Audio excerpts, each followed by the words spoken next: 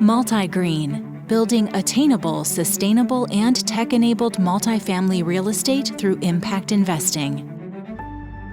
Welcome to the MultiGreen podcast. I'm your host, Randy Norton, and today I'm excited to announce that we have Rachel Hodgdon, the president and CEO of the International Well Building Institute. It's a public corporation with a mission to improve the human health and well-being through the built environment. Rachel came to IWBI after nearly a decade at the U.S. Green Buildings Council.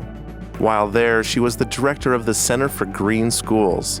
Rachel's game-changing contributions to sustainable buildings have been featured in the New York Times, the Washington Post, NPR, Fox News, and CNN.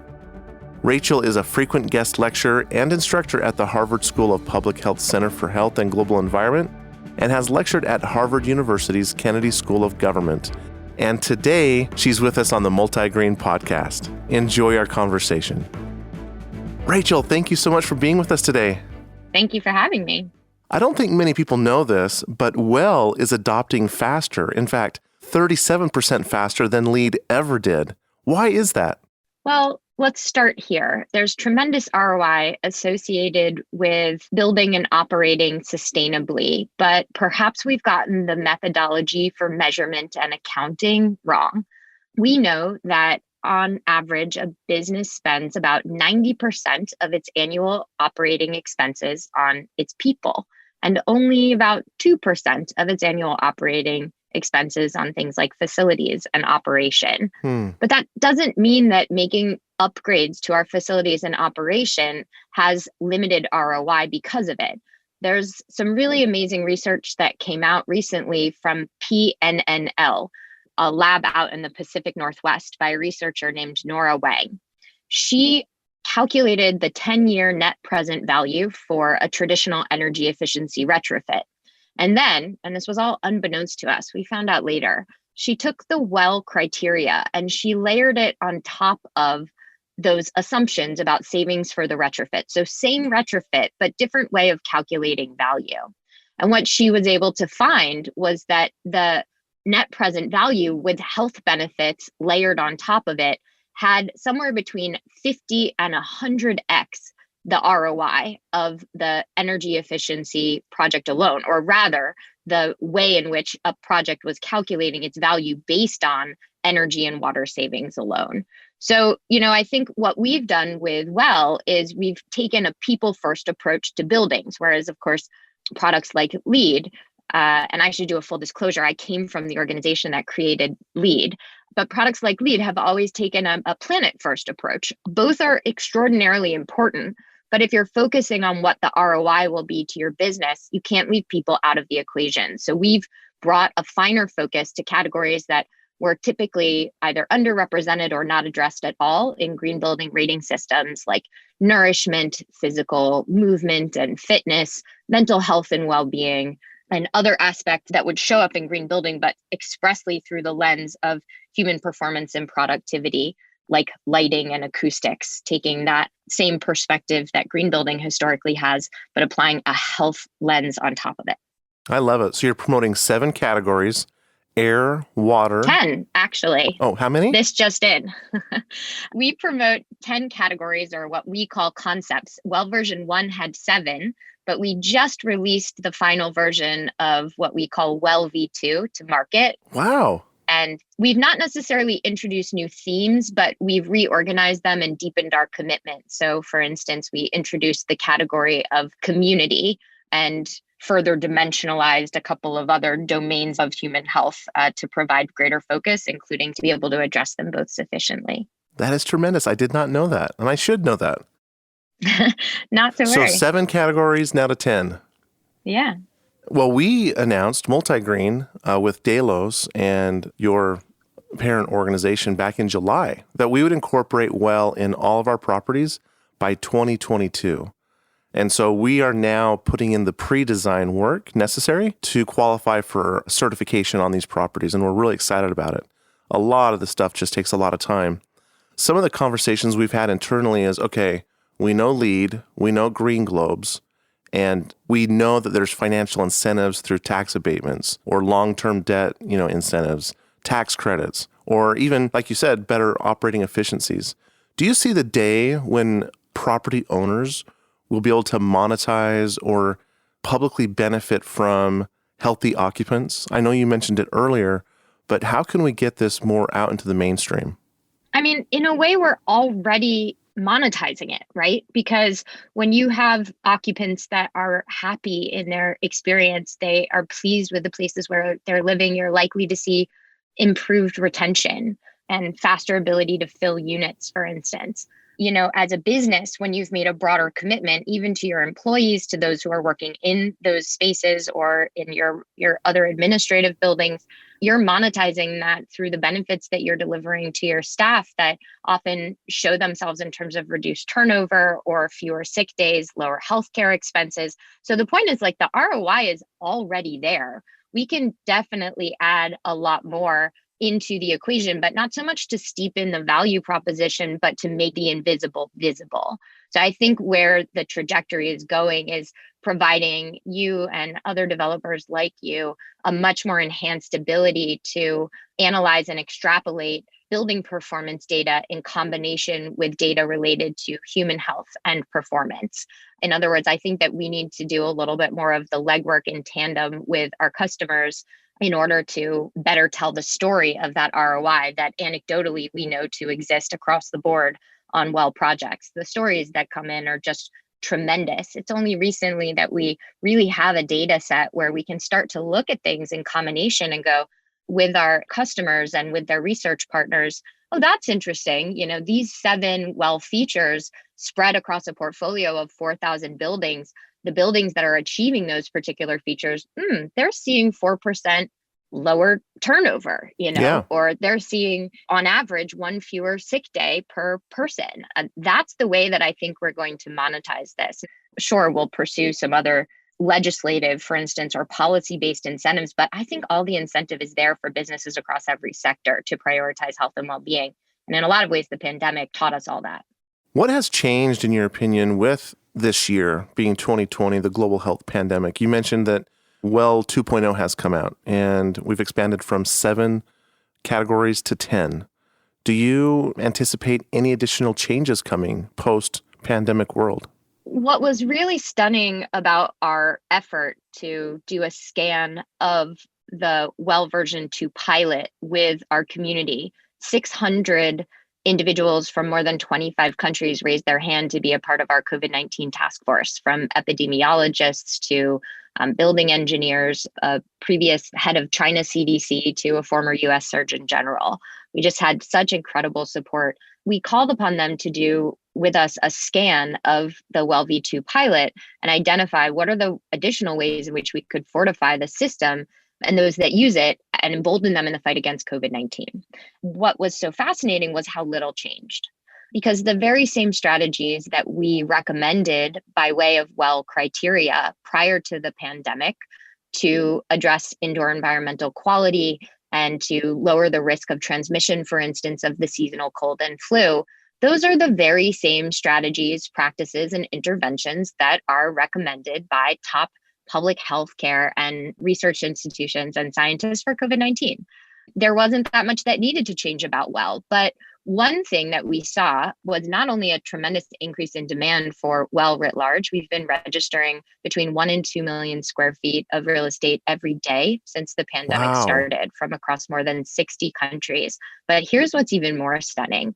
So in the process of going through that exercise with the COVID-19 task force, one of the things that emerged loud and clear from our community was that they were looking for an on-ramp to a more comprehensive well certification, one that was a right fit for this moment, which means addressing acute health threats like COVID-19, specifically focusing on building operations and management as opposed to design interventions. Like, in other words, we're in a triage moment here.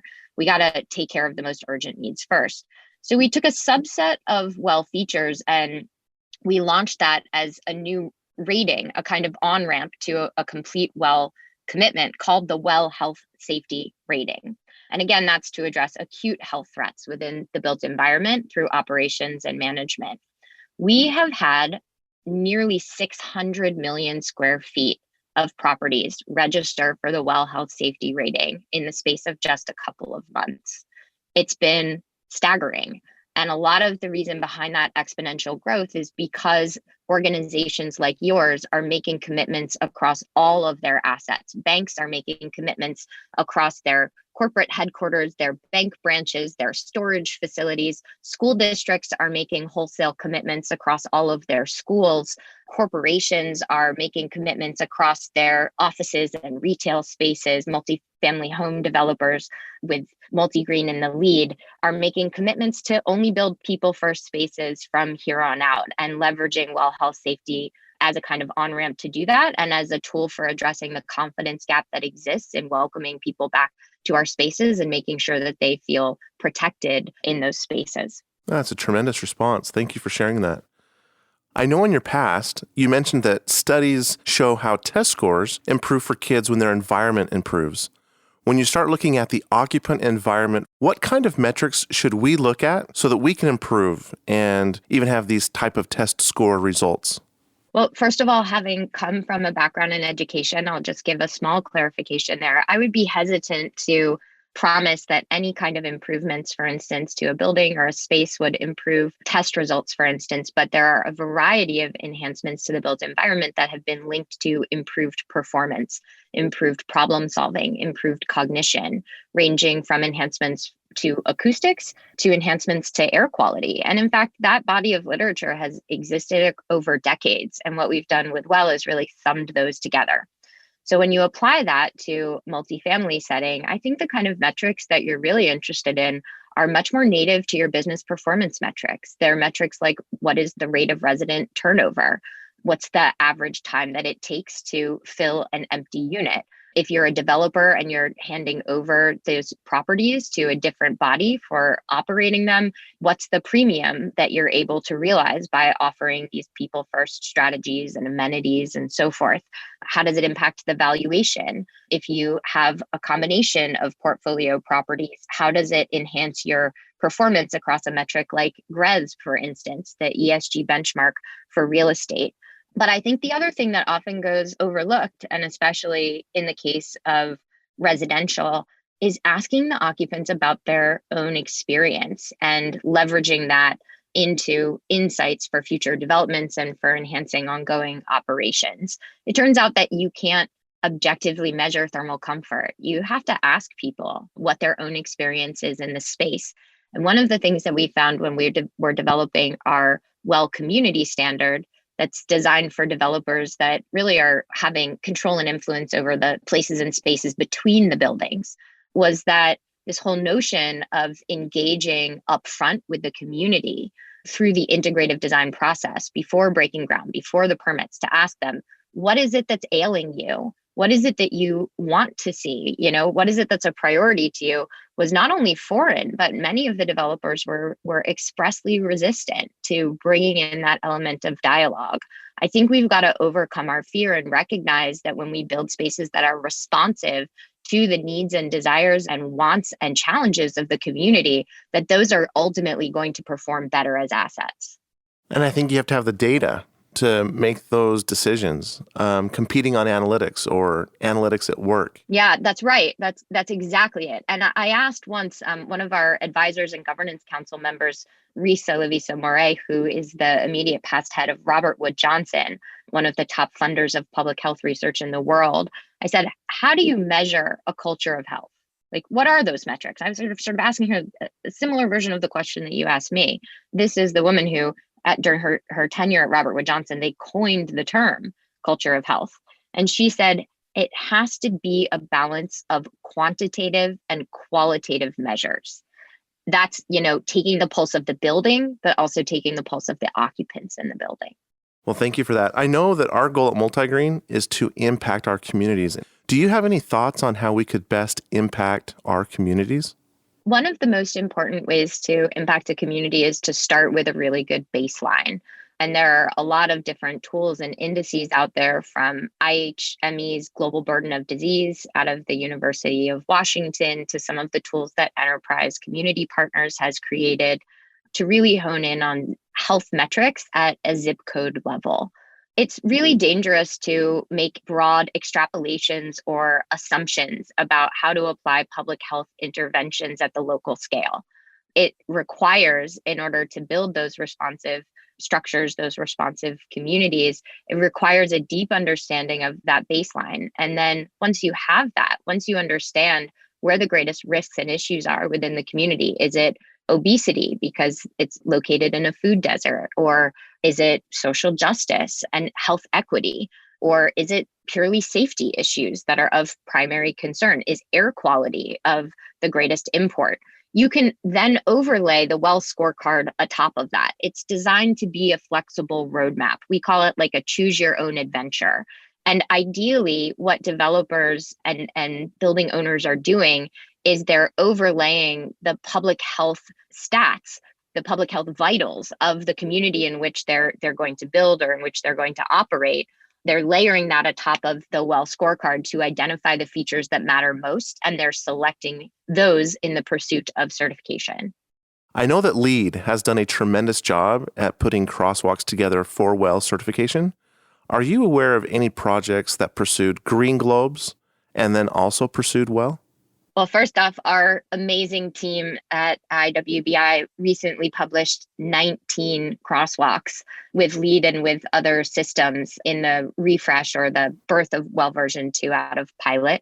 We don't currently have crosswalk for Green Globes, nor am I aware of any projects that achieved a dual certification across Green Globes and WELL. But what I can say is that the majority of projects that achieved a WELL certification have also achieved a green building certification. And we've done as much as we possibly could in WELL version 2 to incentivize projects to do just that. So in addition to the crosswalk, which shows you where you can basically double earn across 2 systems, we also award 5 additional bonus points out of a 100-point system. That's quite a lot for any project that also achieves a green building certification, because we wanted to encourage a yes and as opposed to an either or approach. The best projects harmonize people first approaches with planet first approaches. Well, I hope that we can be one of your first groups to do either LEED or Green Globes and do that with WELL. We have a mandate on our side that every one of our properties at a bare minimum has to be LEED certified or Green Globe certified. And by 2022, we're making all of our buildings, as I mentioned, WELL certified. So WELL is very new, and it looks like we're continually improving, and it's like Kaizen, like our culture internally, it's continuously improving. I was going to ask you about what you think about the future here and WELL. Do you ever anticipate a tie-in with emissions? Actually, we already have deep ties to emissions. I mentioned first off the incentive that we built into WELL version 2 for organizations to achieve green building certifications in addition to their WELL certification. But one of the things that we did in the V2 pilot, and we're wrapping up the next phase of that exercise for the final version of WELL V2, was mapping of the sustainable development goals against the system. And we did that all the way down to the sub-goals of the SDGs. What we found was that WELL aligned across 100% of the sustainable development goals. What the SDGs have done is they've taken that lens of sustainability, which is a carbon-based approach, and they've layered on top of that a human-focused lens. So like WELL, they are not just focused on water efficiency, but water quality. They're focused on equity, including gender equity, because that has been demonstrated to have an enormous downstream impact on climate change. And so I think WELL is already very much a sustainability focused system, and doing that mapping exercise really demonstrated that to us and to the market. So we're always looking for new ways to bridge planetary health and the health of people within our own system. We have a number of new features, for instance, in water quality, that look at that intersection of water conservation and water quality. For instance, when occupants are confident in the quality of the tap water because it's filtered on site or it's regularly tested and validated as being safe and healthy to drink, that they consume less plastic bottles of water. And so we're looking for those linkages all the time. But at the end of the day, we absolutely believe that WELL is a sustainability system.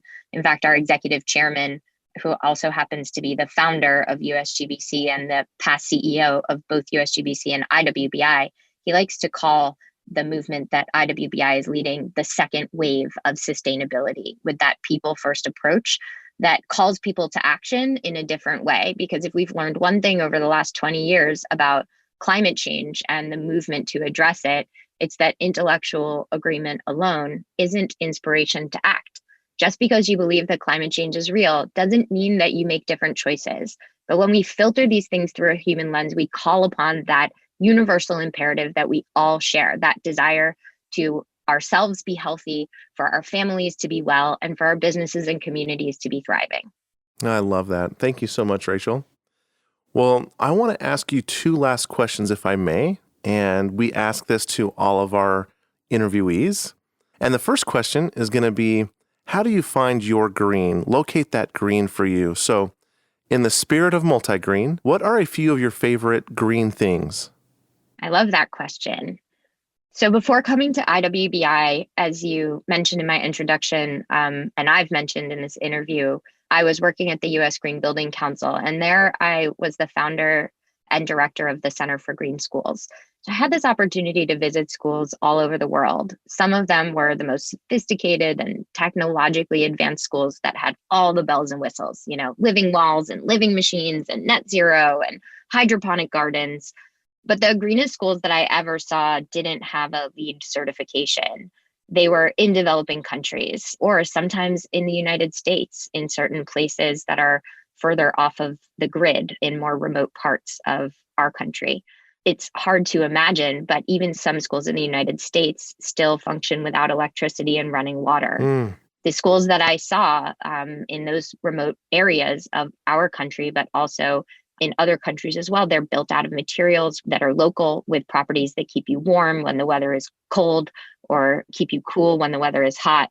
They don't waste a single bit of food or a kilowatt of electricity. They recycle everything. They turn trash into treasure and beautiful pieces of artwork because that's what they have access to.